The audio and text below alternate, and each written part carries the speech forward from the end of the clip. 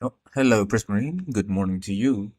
I'm doing fine. I just woke up actually, but everything's fine. To pull up the stream chat on my phone because I don't have my laptop on me. YouTube, that's what I'm looking for.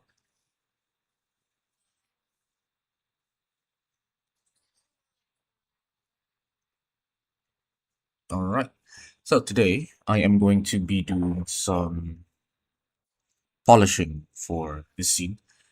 I also want to change a bit of the animation as well as add some smear frames and effects better. And then when Cheese comes in, he has a few questions for me to answer. So I'll answer those questions as well. Because he was asking how I make impact frames as well as there's another thing. Forgot what it was, but yeah. Alright, so the first thing I want to change right now is this. We have too much movement here. I don't like this part.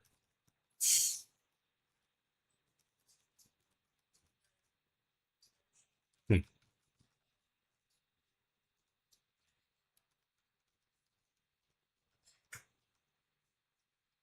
this is an issue.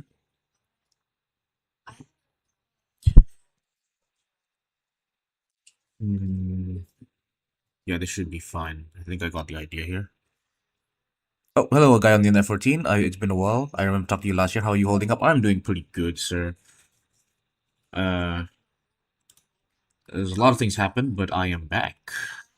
It's great. Great news. One, two, three, four. You know what? Remove this as well. Uh, remove everything here. I'm going to reanimate everything.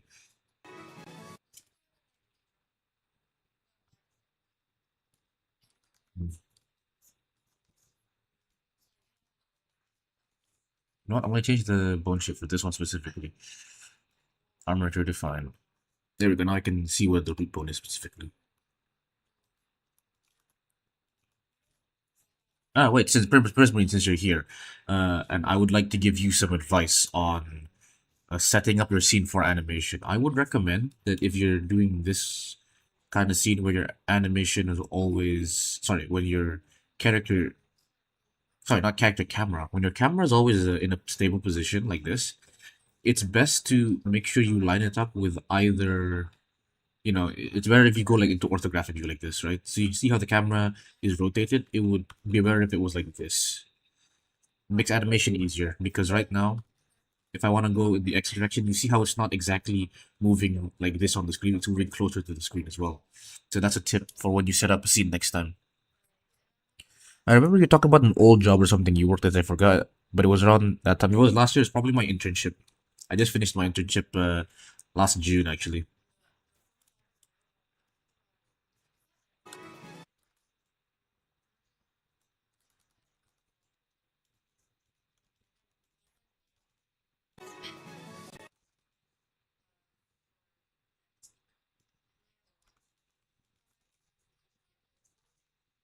Mm.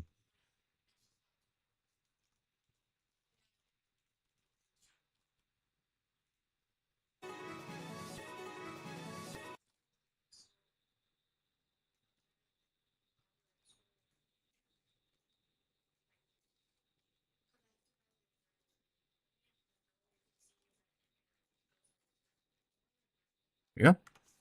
Yeah, but you have to go there because I got to do some. All right. Thank you, sir, for joining. Hope you have a great rest of your day.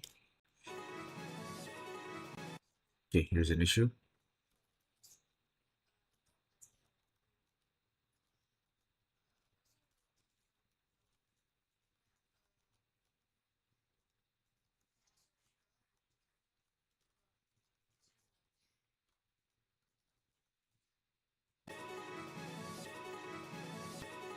Much better. Okay.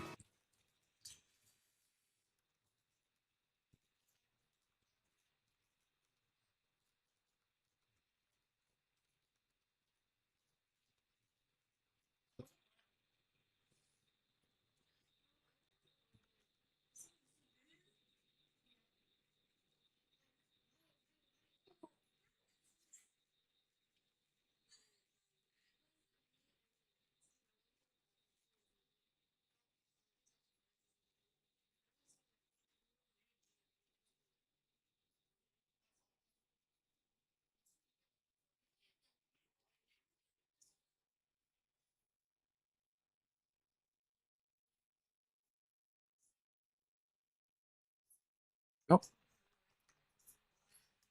the scene looks so good, so that's how pros make it. I mean, perhaps, maybe I'm a pro.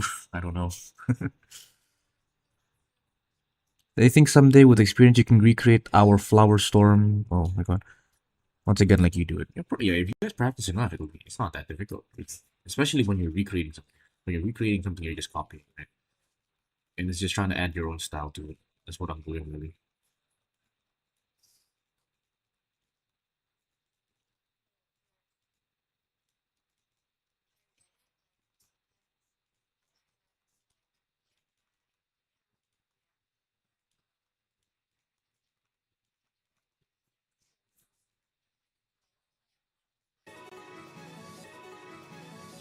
Much better. Okay, instead of this, let's add another in between. This goes in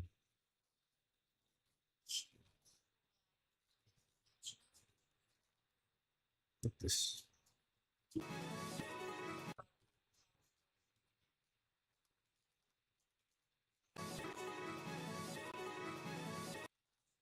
Now, okay, next we will use material view. You can see everything. Make sure these are shade, yeah, shade smooth. Yeah, so be shaded flat. Mind. Okay. Uh, now, where's my pen? Okay, and we're gonna do some smear frames.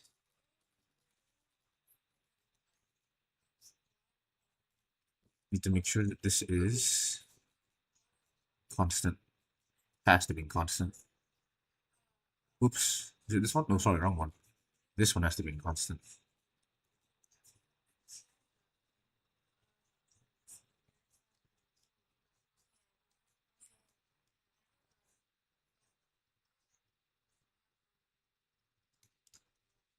There you go. And we're gonna add a grease pencil object.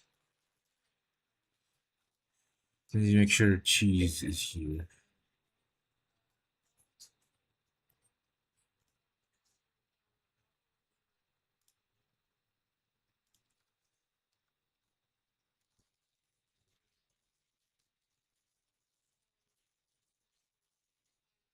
Okay. Well, the shade, no, it's fine, because I'm pretty sure we didn't know if we were gonna shade it or not. But yeah, where is the, okay, strength 100. Uh, I use this, and yeah, there we go. Perfect. Oh, cheese is here. Hello, cheese. Welcome to the stream. Give me a second. Wanna, and I just want to make the palette for this before we pin.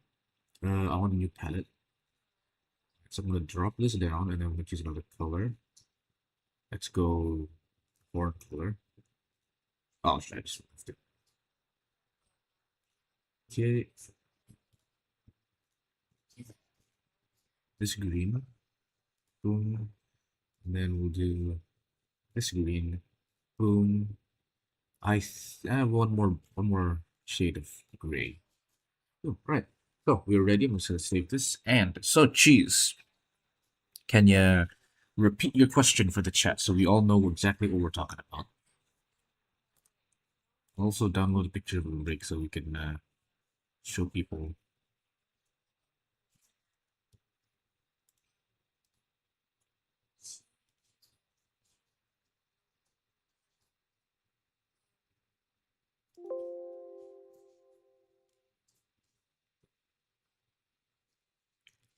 Do you want the rig file? Oh, actually, that would be very useful. Yes, you give me the rig file.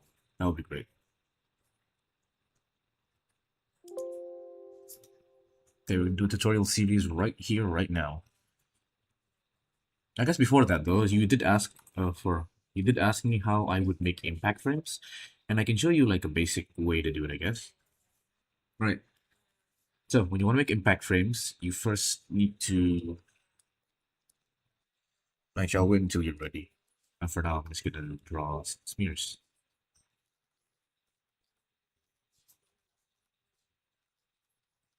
Okay, let's start with dope sheet and touch the grease pencil. We don't have any layers yet. It's a little awkward.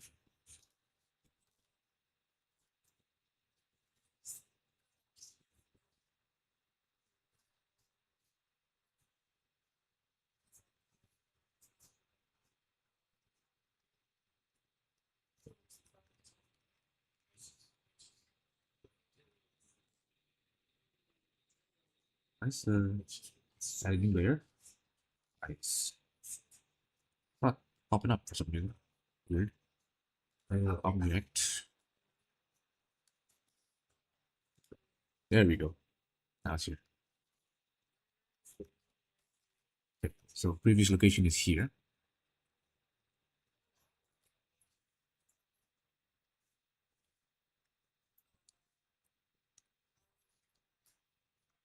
Oh, that's wait. Why is that not the same color?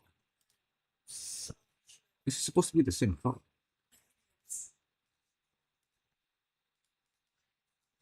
Oh, it's because I'm not in standard, isn't it?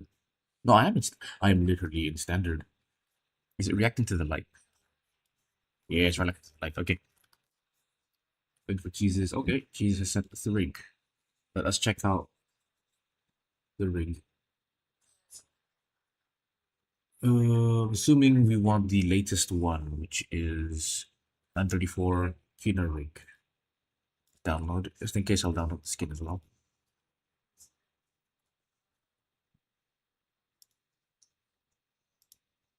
Alright. We'll save this. Make sure my things are saved. Palette is going to be Dragon Palette. It has a name now, and it has a fake user, so it should not disappear. Okay. How is my day going, by the way? I just woke up, so it's not that bad. Not saying that my days are bad. My days are actually usually pretty good, but it is not a bad day. Okay, this is the old one I'm assuming, right? Yeah, Kino V2. That's the one I'm looking for. Okay. Let's try that again. There we go. Okay, so here's what we have, and I'm just gonna see if I get the problems, right? Oh my goodness, how is this so laggy? Where is the simplify? Turn that on, please. There we go, much better. Okay, anyway, so it's okay, you haven't okay. Oh wait, okay, well, no, this is kind of normal though. Well, I guess except for this one. This is the one you're talking about, right? This is not connected properly. Yeah. Okay, so you want to find a way to fix that. And this is not connected at all, I'm assuming. It's only, okay, it's connected via bones. That's what you meant when you said connected via bones. Got it. You parented directly, I'm assuming. Check objects here. Relations is parented. No armature modifier at all. Okay. Time to teach you how to use the armature modifier. So, luckily, most Minecraft rigs have a really simple torso mechanism. And they use a bendy bone system. So, I'm assuming you already know how to use the bendy bone system because you've made this. Let's add cuts here. So you already know how to use bendy bones because you made one. It's cool because the chest is the exact same thing. If we go in here, if I go up, it's going to be very messy, but where is the central controls deform? Nope, that's fine. Which one is the one Entertainer made? Other mechanism. So here you go. So this is the main bendy bone. I used subdivision. What simplifies on? Yeah, yeah. That's why I cut it because I had simplify on. I didn't want to turn off simplify because that shit lags way too much. Anyway, so this is the main bone you want to parent it to. It's called torso underscore bendy bone, and this is just the bendy bone that controls the. If we just go into bone and we change this to bendy bone, you can see this is the bendy bone. So when we go here, that's where all the magic happens, right? So this is the bone you want to parent your thing to. So I'll show you how to transfer the parent. So turn off other mechanisms. Actually, just make sure you copy this, the name of this bone specifically. Right, we're gonna go out. We're gonna go back in here. So let's first off start with this one, right? Because I'm assuming this uses the lattice. It does use the lattice. So I'm just gonna go ahead and apply the lattice. So now there is no movement if I'm, oops, central controls. There we go. So now when you move this, the body does not move at all because we've applied the lattice modifier. And the reason I applied it is so that we have the deformations that you have, like, you know, the curves, but you don't have the control of actually moving the body. In order to add that back, you just add an armature modifier, put it as whatever the name is, entertainer rig, and then you go to your vertex groups, add a new vertex group, call it torso underscore bendigo, go in and assign. Now, ooh, squeezes for some reason. Oh, 1 second. Is this what I think it is? Do you have a pose already? 1 second. This is not supposed to happen. Oh, now I'm a little confused. Is it position wise? Okay. Oh, we just reposition it. Okay, that's fine. So it deforms a little bit downwards. You just reposition it to boom right there. There we go. Now it's I think that should be the normal position. You shouldn't have any issues. Now once you're done with that, it will now follow the deformations once more. Right? Once you're done with that, we're gonna do this for the rest. And something I like to do is I just like to uh, set all of the origin points back to the center. Oh, you think it's a little small? Okay, then I guess we just size it up a little bit, and we just make a little bit of correction. So do those little corrections because you designed this before or sorry, you designed this not for the bone, so it obviously shifts a little bit. But yeah, once you design it for the bone, it should really shift. Now, something I like to do is I like to make sure all of the origin points are in the center just for clarity's sake. And the way you do it is you go to Object, Set Origin to 3D Cursor, and then you have to make sure your 3D cursor on the origin of the world. And you can also right-click this and add it to your quick favorites, or you can assign a shortcut. So the quick favorites button is Q. So this is where all my quick favorites are. And so I just, boom. So now the origin is at the bottom. And the reason I do this is because, again, to simplify it, and also sometimes it's better to have the origin at the center when you're parenting with your thing. Because sometimes when you do Alt-G, this happens, right? But if all of your origins are in the center, you don't have this issue.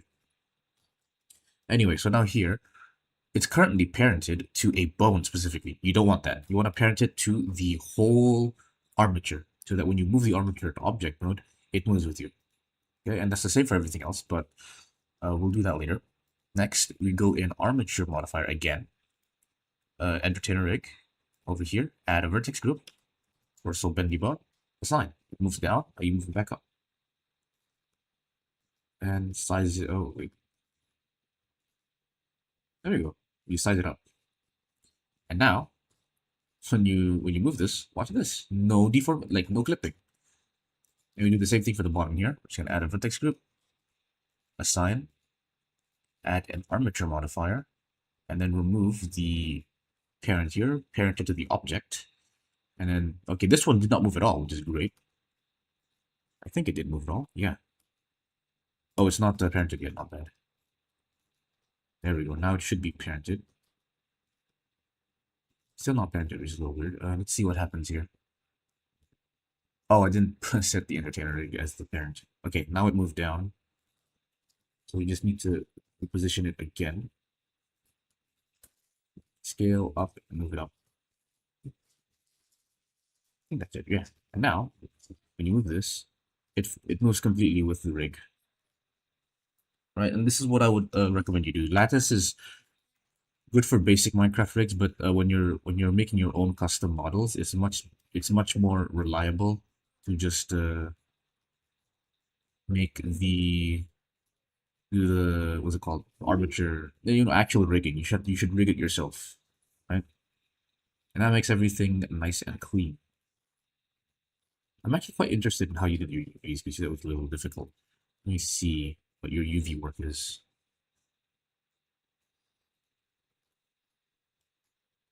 That's pretty good UV work. Pretty straight. So I can teach you a few techniques that I use, right? So, okay, first of all, let's clean up the mesh.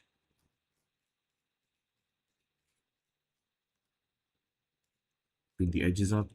There's a lot of stuff here, but I won't care about that stuff, right? So, quick thing on how I do UVs. Let's just turn this off because we don't need that. Obviously, just UV unwrap it, comes out.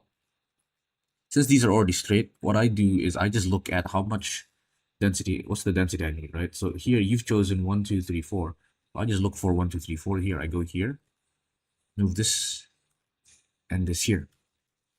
4. And there's different ways you can do this. You could either align it with this edge or you can align it with this edge. Notice that when you look at the pixels, all of the pixels here are aligned to the left side. Sometimes you want it to be on the left side, sometimes you want to be on the right side. You can technically align it to both, but that would mean that you get texture stretching. So if I move this down here and we align this like this, right? Right now they're both aligned, but you have this weird texture stretching. And so that's going to be an issue. But yeah, sometimes you want this, sometimes you don't want this. But anyway, if you want the textures to not stretch, you have to make sure that the shape of your UV map matches the shape of your 3D face. So here I'm just going to try and match it a little bit up. So now you can see how it kind of straightens up. It's still stretching in the left-right axis, so I'm just going to move this backwards. So move this forward to the right. There we go. Anyway, yeah. Usually the reason why it becomes, the reason why you'd have to use a line vertically and a line horizontally is when you're having curved surfaces. So if I were to show an example of that, let's add a plane, make it small, and then we do this. So let's say you have a curved surface like this. Right now, this would require that you see, because now look, this it's no longer straight. So this is the situation where you would use here's edge. There we go. Now you would use a line vertically. This is usually the only time I ever use a line vertically. Notice this is how it looks. I think if I add, no. So I want to align it to this face, right? I have to select this. This one or is this one? There we go. Let's go down here. Let's move it like this. So now we've aligned this, and then to align the other one, we have to move this up. Actually, in fact, in this case, we can just align these horizontally as well.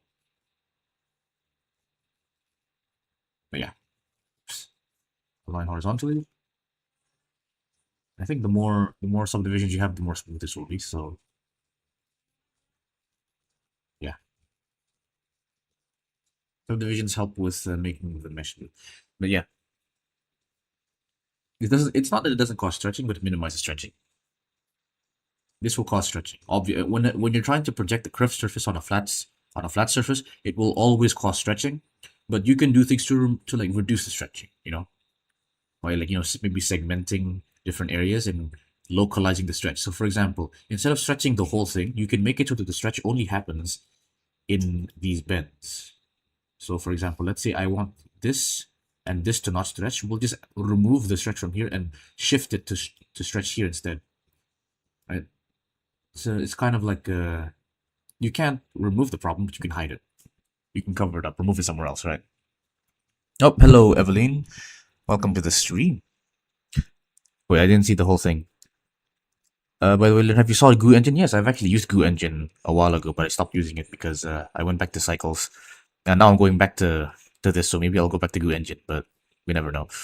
Does aligning vertically not cause stretching? Yeah, it always causes stretching. Well, actually, it depends really on how you position your vertices. Vertex. But yeah. Anyway, so that's that. Oops. Hope you got that.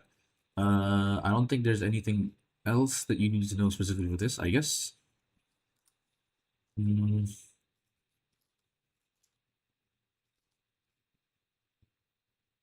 Yeah, okay. So we can move on to impact frames now.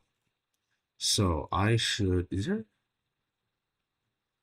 I just use this? I might just use this to show you how to do impact frames. Right, because we have an impact frame right here, and I can show you how I decided to do this one. For everything to load. Right here. This is now, I don't remember it looking like this. Wait, one second. Open up YouTube. I feel like my interact frame was slightly different in the final one.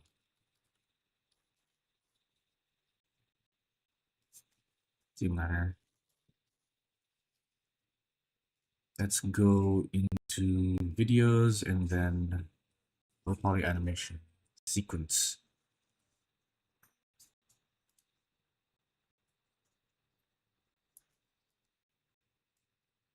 Yeah, it is slightly different. Okay, so this is the wrong impact frame for some reason. I don't know why it's wrong.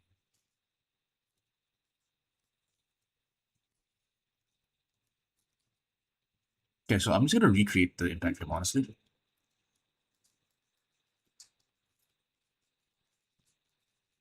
So let's just remove this because it's very bright.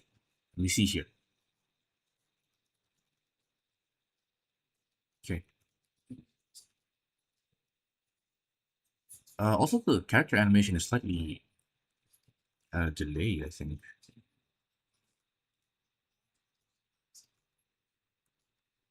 This is so weird.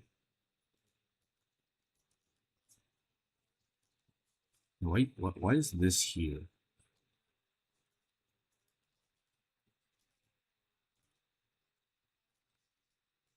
I'm so confused.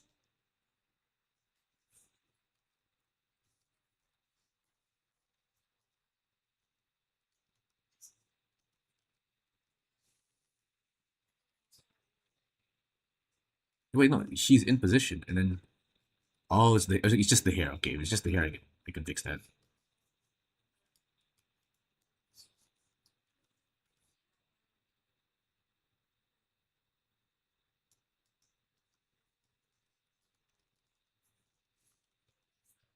There's so much stuff here. There we go. And then this as well. Remove that. Okay. Anyway, those impact frames, 2D dust particles, and character animations fragments. Thank you very much. And I'll show you guys how to do the impact frame. So what I do when I'm looking at impact frames is first you look at the general motion you want to convey. So in this case, the slice is a bit wrong because it should be like this, but then the squid gets cut like this. But that's okay. We're just going to assume that the slice is like this. So we know the direction now.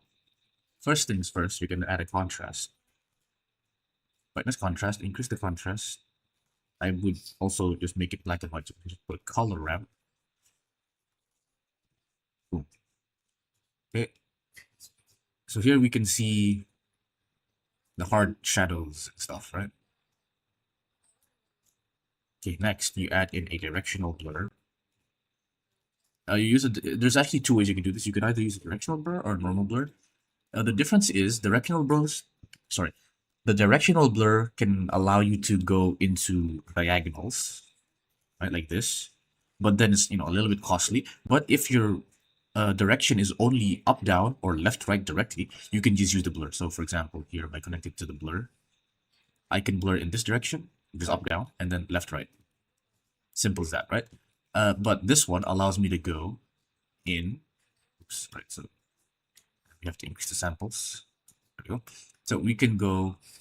Which one is it? Direction. There we go. So we can go to different directions. Okay. So in this case, we would use directional blur. So I'm going to increase this to 10.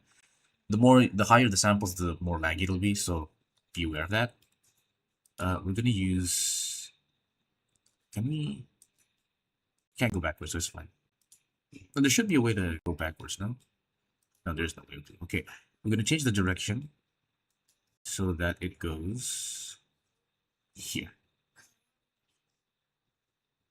Okay, so right here, the motion is going from bottom left to top right. Let's make it like this. Amount doesn't really matter at this point. Just going to change this a little bit so maybe we don't want to see the squid's arm, so we just do this, right? There we go. What happens if I do constant? Constant's not bad. Yeah, so we go do this. This is like the blurred.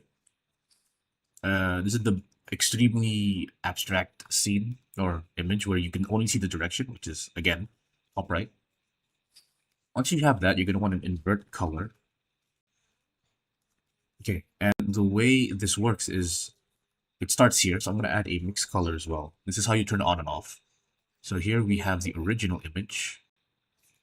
When we put on 1, it's the original image. When we put on 0, it's the impact frame. So over here, we want the original image. Here we want the impact frame. Okay, and we keep it on. And when you do an impact frame, every single frame, you have to start flashing the colors. So currently, it's black and white.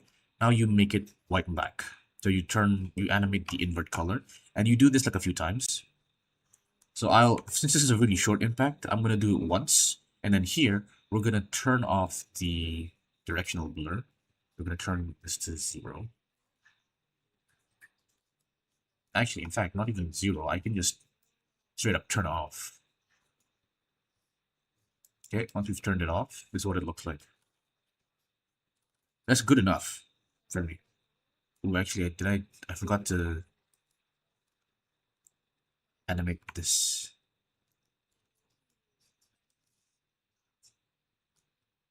Too much, back up. And then we go 0. Okay, what if we move this up front once, and also I want to make this into constant so that there's no like in-between mixing there. Alright. Oh, there's a lot of stuff. Holy moly, the impact frame looks insane. Wait, what were the shortcut keys? Which shortcut keys? I don't remember saying any shortcut keys. Oh, if you meant quick favorites, you can go to any like option and then just right click and you can add to your quick favorites, and then you can press Q to pull it up. And this each context menu has its own shortcut list, right? So for the 3D view, I have these. For the compositor, I have this, which is not really the compositor, it's more of a general context thing. Anyway, that blurry impact frame reminds me of Demon Slayer Impact. So clever. Okay, that's incredibly good. Yes. All right. So there's this. This is not. We're not done yet. So I turned off the blur in the first one just so we can get a feel for, because we haven't actually seen the character yet before this. So this helps us see the character first, and then the second one conveys the motion, and the third one I still need this. There we go. There we go. That's very simple impact frame. Now you can add even more to this by having a chromatic aberration at the very end, and we switch it to offset. So here, boom, right here, we have it on. For this, we have it off, on. Make it right, bigger, lower, bigger, and then off. So this adds another level of, you can say, glitchiness, right?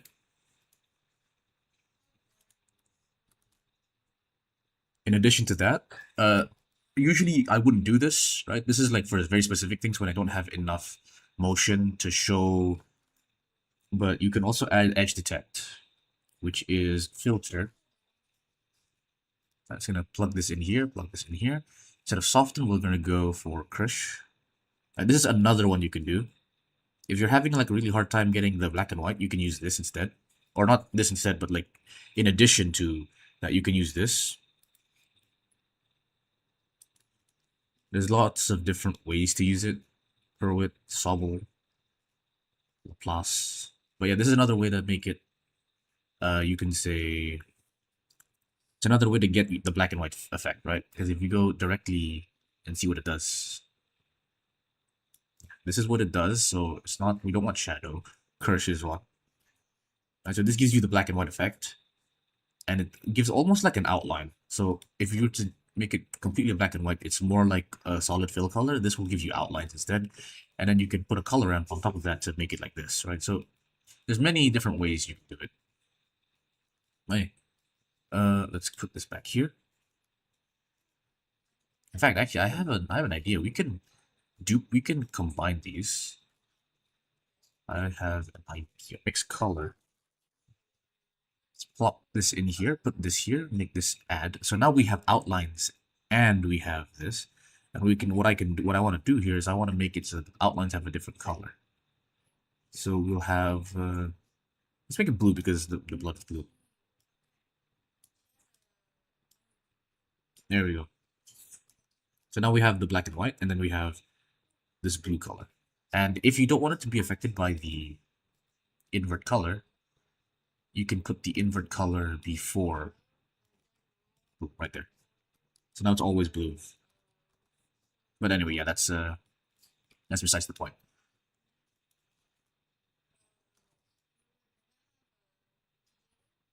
That's about it. That's how you make impact frames. I am also I would also like to say that having scribbles on your scene helps a lot. So let's say I did not have this, right? Let's say I hit this and I hit the blood, or I'll keep the blood, right? But I have this only. The impact frame becomes this. It becomes a little less. You know it's impacting, but you don't know the direction, right? You just know something's happening in the center, but that's about it. But if you have this slash, it guides the viewer's attention to the direction. Right, so it's nice to have because it doesn't have to be good. You can literally just make it. Let me just make it a little bit bigger, closer to the screen as well. It can just be any direction. Also, this is really bad. Can I go into a different layer? Yeah, there we go. Where's my graphics tablet? Here it is. So any amount of oops, here we go. Any amount of line work will help, even if it's bad.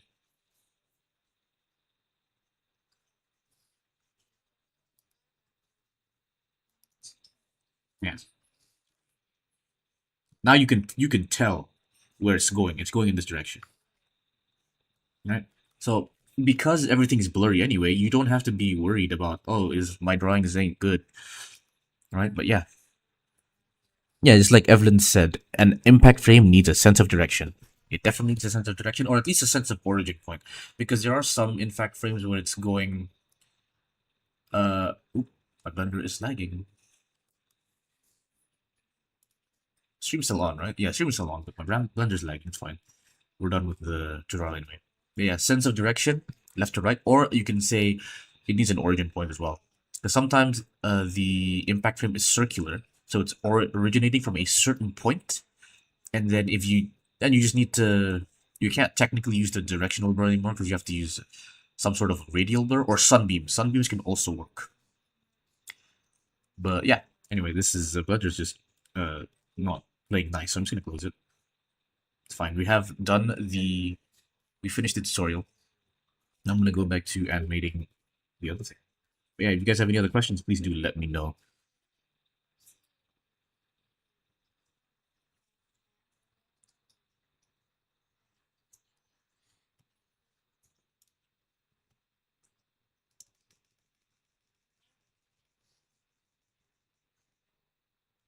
Alright, we're back. Let's go for scene 38. So I'm just gonna do, oops, I don't want that. Turn on full screen. There you go, so you guys don't see the black bar on the bottom. Thank you for the useful tutorial. No problem. Just let me know if you guys need anything else, and I will try my best to explain it. Anyway, this. Okay. What happened to the palette? Here's the palette. Okay, the palette is still here. Wrong color though.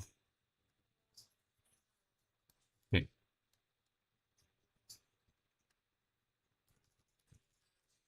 I'm gonna do a bit of smear frames here.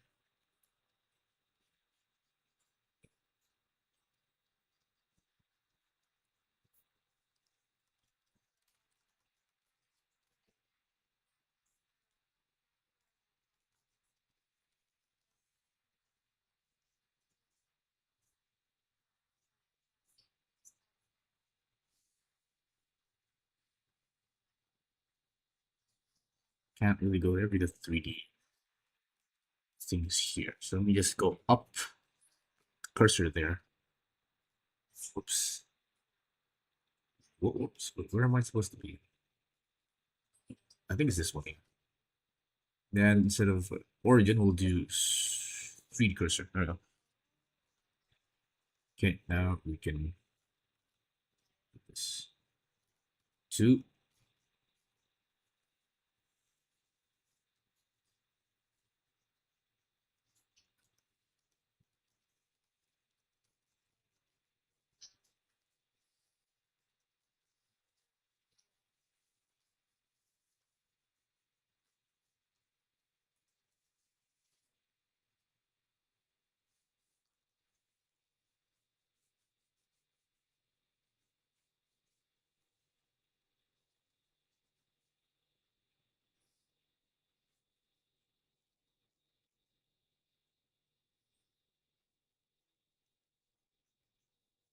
Okay.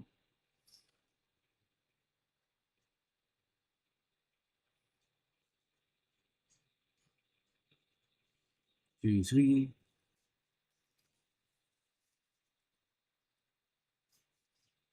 Right, so we have that. It's very subtle, but it makes the eyes a little bit. It makes the eyes pop out a little bit more. We'll do another one, and this one will be for the dragon's hide, and then this will be much bigger.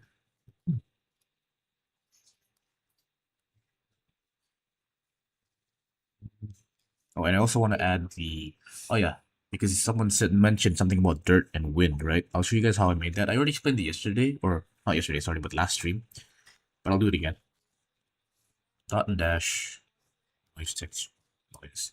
Right, so let's draw one line here. Oh, it's done. That's it. This is how you do it. Change the strength, and this is how you make wind. And then you just animate different 1, 2, 3, 1, 2, 3, 3. Watch this. Okay, it doesn't look that good at the moment. But when you animate that way, with this combination of modifiers, you can make really nice wind effects. So I'm gonna try it out here. 2, 1, 2, 1, 2, 3, 4.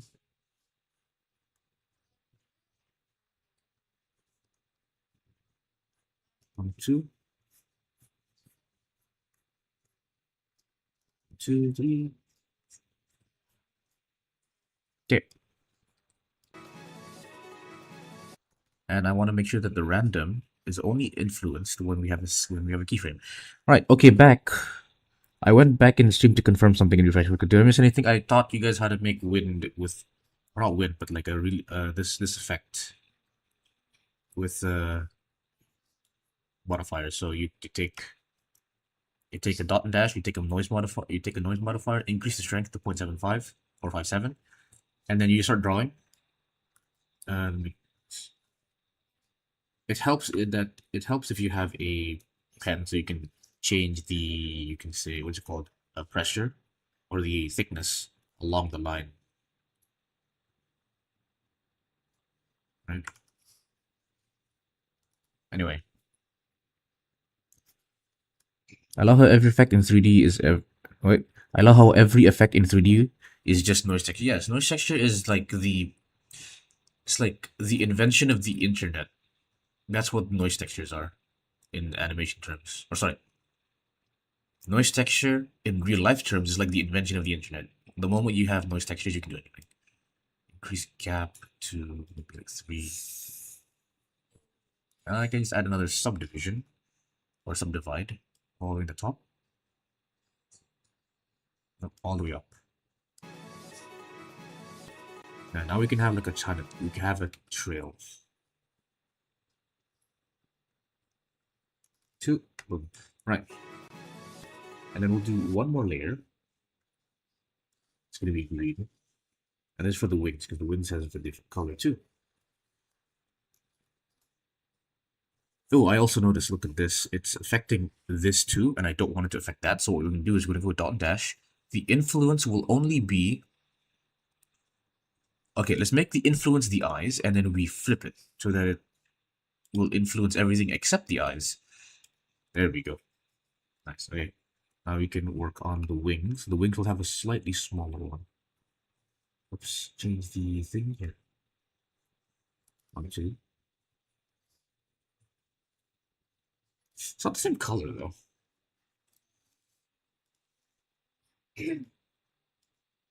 This is the most. Well, not really working, but that's fine. 2, 3, 4. And the reason we're doing this is because if I just pop this open, we can see in certain areas there is like this thing. I'm just trying to replicate this thing because I obviously can't draw it as is because I'm not that good. Noise texture is the oxygen to every blender user, indeed. When do armatures go over subdivisions against? Okay. Okay. That's a really good question. I'll answer that question in a bit. But also I can't see it, so I'm just gonna use a brighter green. That's too bright. What? Can I go like lower the strength maybe?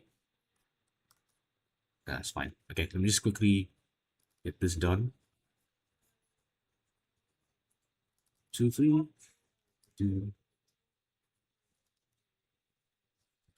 Oop, okay, so you said when do we use armatures above the subdivisions? Let me give you a quick rundown on when you want to do that. Okay, let's make a quick get a cube. And let's do a quick rigging tutorial on how to use bendy bones. Okay, let's add an armature.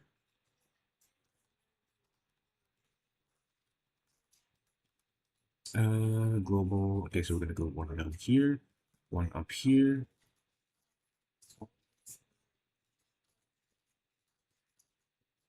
Scale this down. Call this head. Call this tail. Might be a little confusing to some of you guys, but the tail is the tip of this, and the head is here. Anyway, this is gonna be called the bendy bone. I'm gonna give this an armature modifier. I'm gonna go to I think armature 0.1. And then we're gonna go bendy bone. Assign, let's just make sure this works. Yeah, it works. Okay, now I'm just gonna quickly do Control-Shift-C, stretch to constraint. Parent this, so this is parented, nice. And then we go here, we're gonna go to bendy bones, we're gonna make it 8. Set this to tangent, set this to tangent. We're gonna have the start handle be the head and the end handle be the tail. So now we have this. Okay, so let me show you the difference between the location of where you put your subdivision modifier. So we're gonna use simple, and we're gonna put one in front of. So this is what happens if it's below the armature. This is basically, if I were to explain how the modifier stack works, whatever is at the top happens first, right? So it's armature modifier and then subdivision modifier. So if you're looking at this from like a step-by-step kind of way, the mesh, the armature only sees this geometry. It's only seeing this geometry, and then it's deforming it based off of this geometry that it's looking at. Now the subdivision modifier sees this deformed geometry, and once he sees this deformed geometry, it'll just subdivide. So you can say, if we were, I'm just gonna duplicate this. That's what we need. If we map at 11 from not 11, okay. Anyway, so this is how I would explain the modifier stack. I'm just gonna duplicate the mesh. So what's happening here is we're applying the armature modifier first, right? So now we have this, and then we apply the subdivision modifier, and then we have this. Notice how it didn't bend at all. It just subdivided it, right? So if you have a bone that can cause curvature, you would want your subdivision modifier before the armature. Boom, watch that. See how it immediately curved the moment I added the subdivision before the armature? That's because this is how it is now. So I have to apply the subdivision modifier first, and when I go into edit mode, notice at the base pose, it's like this. And then so the armature sees this mesh, and now it has extra control points, and he's like, oh, I can now bend this. And you get that, right? So I'm gonna undo everything. Right, now here's the thing that might make other people, or that might make people confused, because in a lot of Minecraft rigs, your subdivision surface is in front of your armature modifier, and that's because they use Cadmel-Clark and not simple. This is not used for the bending. Let me just make sure I have this increase set to full. All right, really interesting thing. Cadmel-Clark is not there for bending. Cadmel-Clark is there for smoothing. So let's say you already have a cut here and a cut here and a cut here. What Cadmel-Clark does is it just smooths out this edge, right? So if I were to turn this on, it does not actually change whether we have a bend or not. It just makes it so that the bend is smoother, right? Very, very different thing. So if you see a subdivision modifier before an armature, that's there to make to cause the bend. Right? We just did all these edges, right? So notice if we have nothing, it doesn't bend. the more subdivisions we add, the more it bends. This is not the smoothness of the bend. This is literally just the bend, right? And then the moment you put this in front of your mesh and you set it to Caramel Clark, this makes your bend smoother. So if you use a combination of this, you can actually get a really smooth bend without having to have an insane amount of subdivision beforehand, right? So technically, if I just make this really high, you don't really need the Caramel Clark subdivision, right? But this is really laggy because if I were to just apply this, you can notice there's a lot of faces here that Blender is calculating. So what people do is they usually manually set the viewport to like a small number like this, and then they add this subdivision with Caramel Clark on the end to smooth it out. I have to make sure these are on. The mean crease is off. There we go. So now it's smooth. But yeah, that's hope you understand why there's a difference between in front and behind. Anyway, so Miharu wants explanation on how to move the camera. Ooh, that's a little difficult because the camera movement is extremely abstract. So there's a few types of camera movements you would want to know about. I'm gonna add a camera here. Right, so I'm gonna use this as the main camera, please. There we go. Okay, so the different kinds of camera movements are obviously you have panning, which is just moving your camera around, right? And then you have zooming in and out. Let me move this up. You can zoom in and out either by moving towards your subject or away. You can also zoom in technically through your FOV, but this is a different kind of zoom because this changes the perspective as well, right? After that, you can also tilt your camera. You can also rotate your camera, right? Now, from my experience, it is usually best to look at references when you're animating camera. If you were animating your camera for a fight scene, I would recommend not moving. Let's say you want to have like the camera moving like this, right? As it's following the fight scene. I would recommend not moving your camera like this, right? What you should do is you should add a curve. Right, let's say we have a path curve, and then we make the path curve follow the points it needs to be in. So let's put one here, one here, here, one here. Then we subdivide, and then we add more points. Right, and then again subdivide.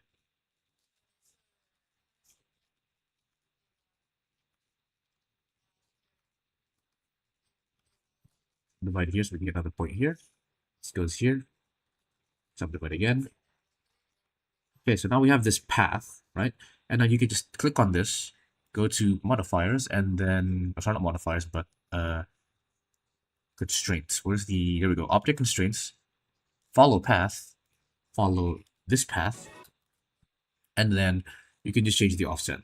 Also, make sure the camera is in, you have to reset the position of the camera so it's at the center of the world, right? Once you do that, now you can follow this curve and you can animate this instead of animating the position. Because if you have to animate the position of the camera, that's like you have to control the X, the Y, and the Z position, and then you have to go to the graph editor. It's really annoying. So instead, you just build a curve that follows the path you want to go in, and then you just use it.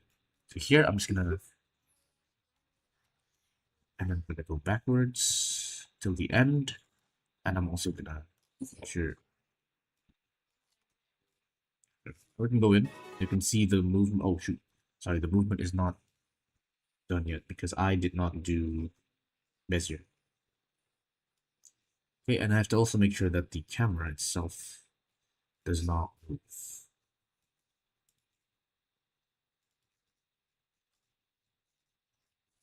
Yeah, there it is. So, oh, that's really fast because I don't have any.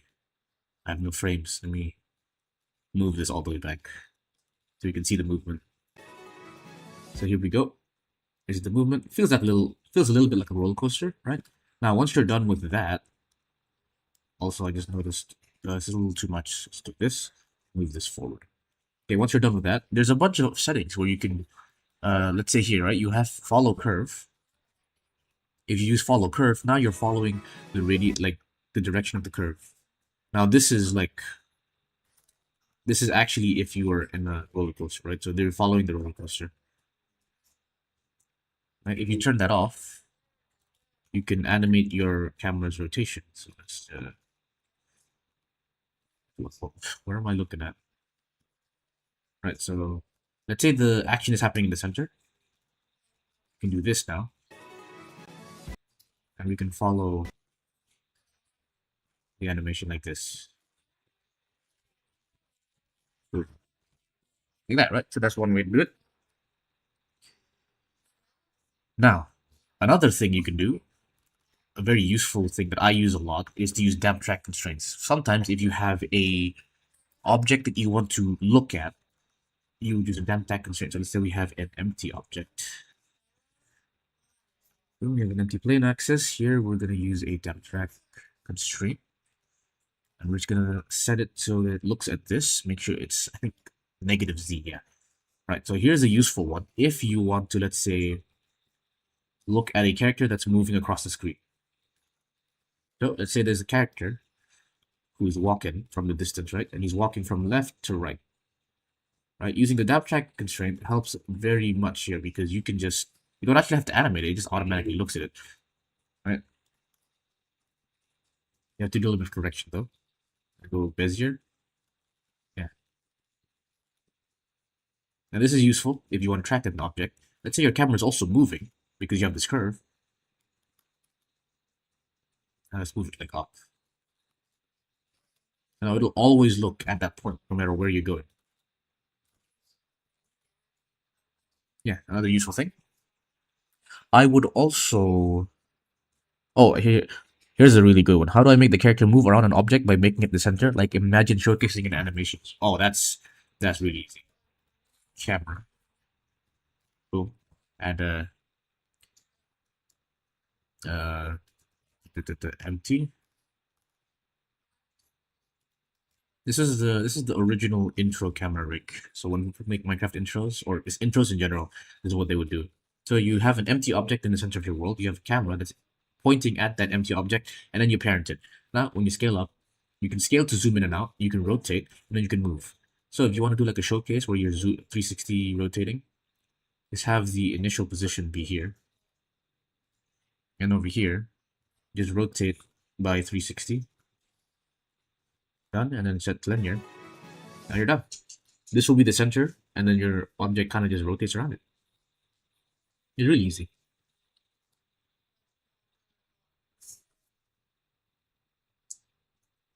Right, and there's also built-in camera rigs for real-life applications. If you go to your preferences, and then you go to add-ons and just search for camera rigs, you can actually have more cameras. So here we have the normal camera. You have a dolly camera, a crane camera, and a 2D camera rig. So I've only ever used the dolly camera rig, but it's for me it's very useful. So here is what you call the dolly camera rig, and this is like based off of like real life camera rig. So like in real life, you would have a camera attached to like a machine that moves like this, right? So you have 4 control points. Let me just bring the camera as well. What's the camera? There's the camera. Okay, so here's the camera, right? Wait, let me not delete that. I can delete that. So you have the camera root, which controls everything. You have a focal point, which like you could aim at, right? So this is like the damp track thing. You have a move. You have the actual boat. You can move the camera right here, but it will always point towards this, right? So that's a thing. And then we have one more called the camera offset that does not follow the aim. So let's say you want to no longer look at this and you want to move this on your own, you can, and it will no longer look at the camera. So this is kind of useful. If you want to do the camera spin with this, all you need to do is you have to move it so that the aim is at the center, and then this works almost exactly like the other one. There we go. So we go here, 360. Yeah, it's the exact same motion. Anyway, that is it. If you guys have any more questions, do let me know. But it's time to review the animation. There's too much stuff. Okay, I can just delete this. Okay, let's check this issues with this animation. Uh, 90. I forgot. No, we were like close to 90. 30, 32.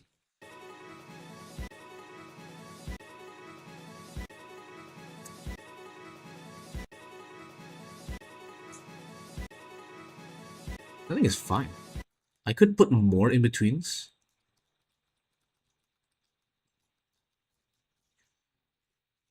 I'm gonna turn on the passport out so I can't see the edges.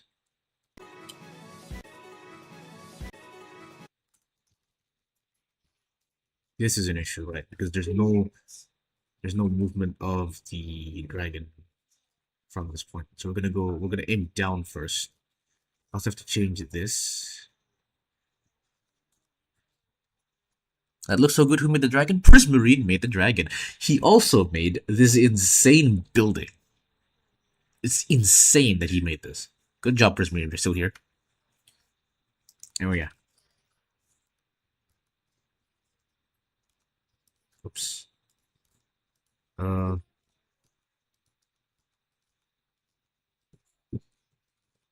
The cursor. Oh shoot. Okay, that's a little annoying. Okay.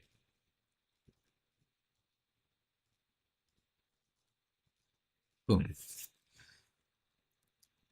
Curious about something. Your rigs have necks, right? Yes, they do. If you're talking about CH rig, yes, it has a neck. If you're talking about the Entertainer, a remastered rig, yes, it also has a neck.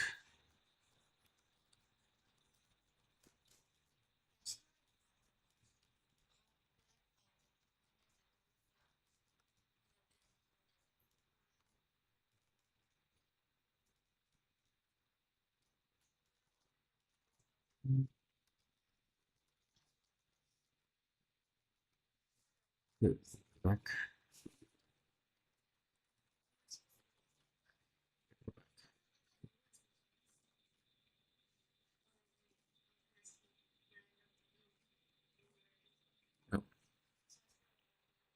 Ah, so when your character heads move, does the neck stay stationary or does it move a bit as well? It stays stationary. The neck is connected to the chest, so it only moves when the chest moves.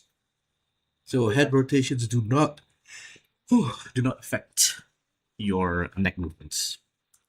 I had a discussion with Blue Evil.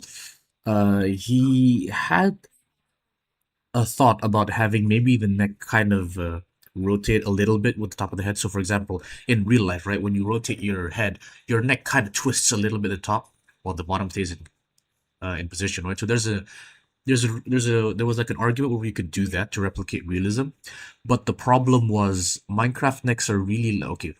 My necks, at least, are kind of chubby, you can say, or like they're very small, right? So when you twist it, it looks like you're twisting a water bottle, right? Like a really small water bottle, and it looks like it's too much twist, right? Minecraft heads are so big, so I often have trouble with posing and the neck's not getting enough view.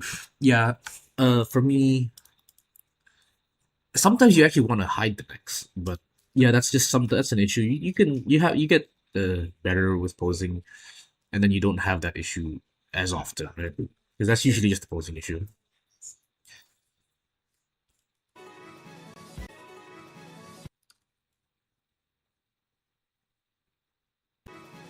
Hmm.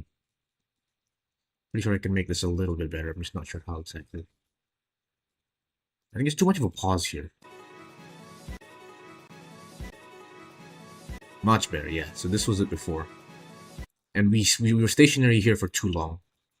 Just smooth that out a bit.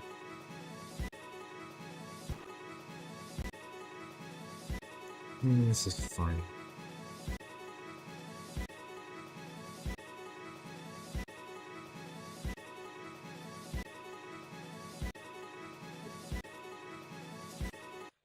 Okay. It's almost 11 o'clock. I'm gonna have to leave soon. But I think we had a really good stream. If you guys have any more questions, please feel free to ask it within the next 30 minutes. Or actually, no. I think I might just call it here because I have to go at 11, wake up my brother at 11, and I have to eat before then. So I might just eat now, wake him up in 30 minutes. But yeah, this scene is mostly done. I just need to do the texturing for this because I don't know how I'm gonna do this, but we can figure a way out. This is such a good building, though. I really like this building. But yeah, the clouds I'm just gonna draw in. Probably the trees too. The trees can be drawn in too, unless we decide to make like our own trees. It's not that difficult actually. But yeah. Anyway, I guess that should be it. Have I been streaming for an hour? If it's been an hour, I think I can stop. Yeah, it's been an hour. So thank you guys for asking questions, and I'll see you guys probably tomorrow or after tomorrow